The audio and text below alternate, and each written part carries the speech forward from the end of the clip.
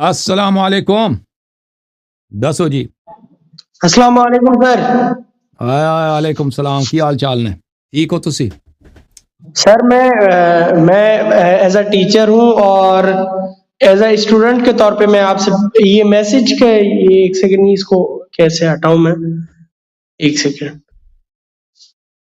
जी sir, आपको मैं नजर आ रहा हूँ, मेरी आवाज आ रही है? आ रही है, बात करें। Thank you very much. बहुत बहुत मैं खुश हूँ कि आपसे आज मेरी बात हो पा रही है।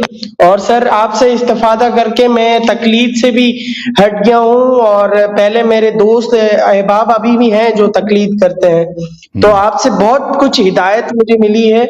उम्मीद करता हूँ आप अब भी मिलेगी। मेरे चंद एज ए सवाल है, मैं खुद भी टीचर भी हूँ, एक ड्राइंग टीचर हूँ, एक उससे मुतालिक सवाल था, बाकी कुछ सवालात थे, काइंडली आप सुनेंगे? बोलो भाई। सर एक तो पहला जो सवाल है, मैंने आपके बाज पिछली वीडियोस से भी देखा, सर्च करने की कोशिश करी स्केच के मुतालिक, क्योंकि सर मैं टीचिंग करता हूँ, ये ड्राइंग टीचर हूँ, तो और बच्चों के असाइनमेंट भी हम देते हैं। यार वो आपकी आवाज बंद हो गई ना, तो जी तो अहादीस में यह मिलता है मेरे भाई कि किसी का चेहरा बनाना, यह जो अभी मुझे याद पड़ता है ना, उसके वो अहादीस बड़े सख्त है, मना है, सख्ती से मना है ड्राइंग करना। सर नहीं, जानवर का और इंसान का देखें, अगर और चीजों का फूल वगैरह का मना नहीं है, उसके सख्ती के साथ मना है। नहीं सर, अगर मना होता तो फिर पुलिस में भी तो महकमा होता है जिसमें स्केचिंग करवाते हैं, तो फिर सब स्केचिंग तस्वीरात सब मना होती, क्योंकि हमें इस्लाम जो है वो कंफ्यूज थोड़ी ना करेगा। मैं ये हमारे पास कोई हदीस नहीं है कि पुलिस वालों को इजाजत है, ठीक है ना। मैं आपको वही बता सकता हूँ जो हज़रत इस्लाम का फरमान है, उसमें मना है। आप कहते हैं पुलिस वाले पर क्या करें, मुझे नहीं मालूम पुलिस वालों क्या करेंगे, उनको पुलिस को हदीस का क्या परवाह है। भाई आपने देखा पुलिस वालों को शरीयत का परवाह है? आपने कभी देखा दुनिया में किसी पुलिस वाले को जो अल्लाह से डरता हो? नहीं, वाकई में सर आपकी बात होते ही चोर हैं भाई। पुलिस को क्या परवाह है? तो सर आपके नजदीक यानी कि मैं अगर किसी के आप बिलखुसूस पाकिस्तान का जो पुलिस है ना, वो तो सब के सब चोर हैं जी।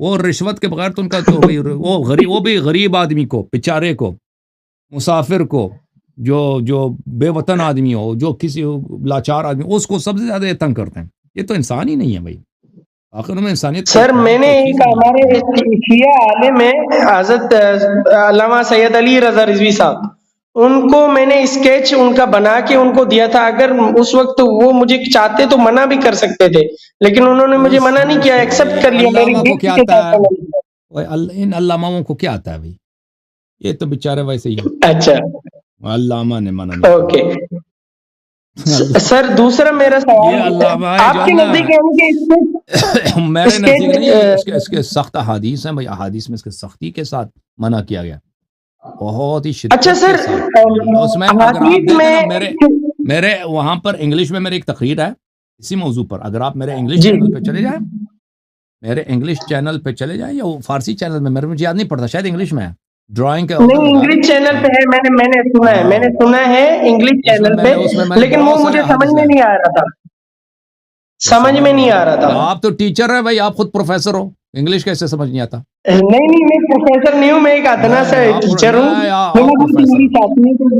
प्रोफेसर हो? नहीं सर मैं प्रोफेसर नहीं हूँ, मैं टीचर एजुकेशन में बीएड ऑनर कर रहा हूँ।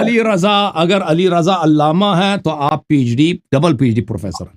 नहीं, मैं आलिम के तौर पे एक अकीदे मतलब एहतराम के तौर पे उनको, अगर ये अल्लामा है तो आप जो है ना, आप यूनिवर्सिटी के जो है वो डीन है भाई, ठीक है ना भाई। चले अल्लाह आपको सलाम। नहीं इसक्यों नहीं, हाँ सवाल है हाँ क्या सर? मेरा ये सवाल था कि देखें हदीस में जो हमारी है ना, स्कूल में कारी साहब भी हैं, एक मुफ्ती हैं, क्योंकि मैं पहले उस बच्चे ने वाइस प्रिंसिपल से मुखातिब हुआ, फिर उससे उन्होंने कहा कि स्केच से अल्लाह के नजदीक हम अल्लाह कहेगा कि रूह फूंक के देखो, यानी कि आखिरत में اگر اسکیچنگ میں روح پھونکنا ہے، ہم تو ایک محبت میں کسی کا بناتے ہیں، جیسے میں اپنے والد کا بناؤں یا آپ کا بناؤں. سکتا مجھے آپ میرے سے آرگیو نہ کریں، میں نے کہہ دیا حدیث میں اس سے شدید منع ہے، ٹھیک ہے نا، بس ختم بات. اچھا ٹھیک، آپ میں دلیل میں ادھر آرگیو، میں تسلیم ہوں، میں اہل بیت علیہ السلام رسول اللہ صلی اللہ علیہ وسلم نے جو فرمایا نا وہ میرا دین ہے. اس سے آرگیو کرنا کہ ہم روح کیا کریں، وہ روح والی جو حدیث ہے نا وہ مخالفین کی روایت ہے. روح والی جو ہے وہ شاید ہمارے ہاں بھی ہوگا یا نہیں ہوگا، لیکن ہمارے ہاں شدید روایات میں اس کی منع ہے، ٹھیک ہے نا. اب اس کے خلاف آپ جا کے ادھر آرگیومنٹ ہم نہیں سنیں گے. جی بولیں. اوکے سر، دوسرا سوال میرا ہے، کیونکہ میں سندھی فیملی سے بلونگ کرتا ہوں. ہمارے نزدیک حضرت لال شہباز قلندر اور حضرت شاہ عبد اللطیف بھٹائی، ان سے بہت عقیدت کی جاتی ہے. آپ کے نزدیک آپ نے اعتراض کیا تھا کہ لال شہباز قلندر وہ ہیں، ہم ان کا ایک احترام کرتے ہیں کہ وہ ایک ہمارے بزرگ ہیں اور امام زادہ ہیں، اس لحاظ سے ہم ان کے مزار پہ جاتے ہیں. تو یہ آپ کے نزدیک دیکھیں، لال شہباز جو صوفی تھا، صوفی منحرف ہوتے ہیں، اور وہ اسماعیلی تھا. اس کے اشعار میں اگر یا علی وغیرہ آیا تو کیونکہ وہ اسماعیلی تھا.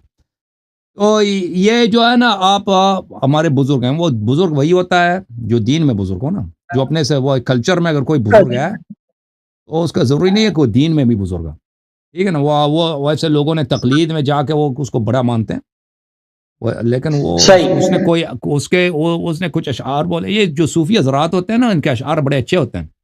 اکثر صوفی تاریخ میں یہ زیادہ تر ان کا رغبت ہوتی ہے شاعری میں، اور یہ شاعری بڑے کرتے ہیں، اور اس شاعری میں اہل بیت علیہ السلام کا ذکر بھی کرتے ہیں. اور اس صوفی حضرات میں جو غیر شیعہ بھی ہیں نا، جو غیر اثنا عشری ہیں، بہت سارے ہیں جو عمری ہیں، وہ بھی اہل بیت علیہ السلام کی بڑی تعریف کرتے ہیں صوفیوں میں.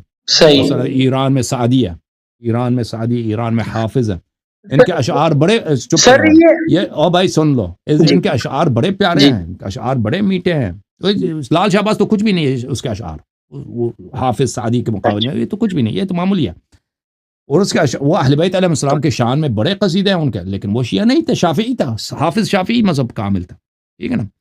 اب شاعر اچھا ہے، سب کچھ اچھا ہے، لیکن وہ دینی لحاظ سے وہ ایک منحرف شخص ہے. دینی لحاظ سے گرچہ وہ اہل بیت علیہ السلام کو سے پیار کرتا ہے، عقیدت کا اظہار کرتا ہے.